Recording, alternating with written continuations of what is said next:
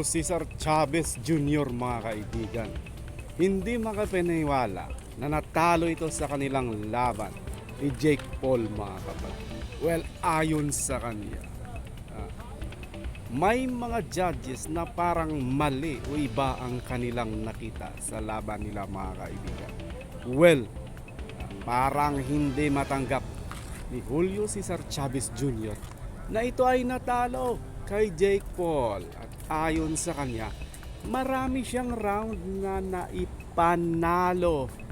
Ngunit kahit siya mismo mga kaibigan, sabi niya sa post-fight interview na parang mali ang pananaw ng mga judges at nagulat lamang siya sa result mga kaibigan na siya ay talo by a unanimous decision mga kapatid. Well, ganon talaga sa laban mga kaibigan.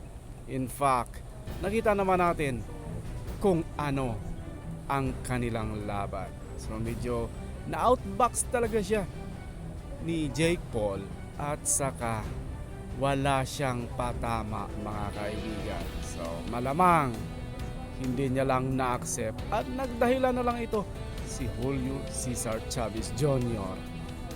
para kumbinsihin ang kanyang sarili mga kaibigan na hindi siya natalo. Well, ganon talaga. Ngunit kitang-kita naman sa kanyang mukha mga kaibigan na namumula na ito. Tsaka tingnan natin ang mukha niya mga kaibigan. Mayroong mga concoction. Gawa ng tama. Yung kanyang dalawang mata mga kaibigan.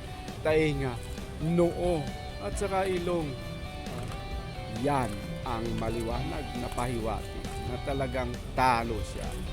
At marami siyang patamang tinanggap galing kay Jake Paul mga kaibigan. Well, ganon lang talaga. Minsan sa boxing, hanggat hindi ka man-knockout, is feeling mo panalo ka pa rin.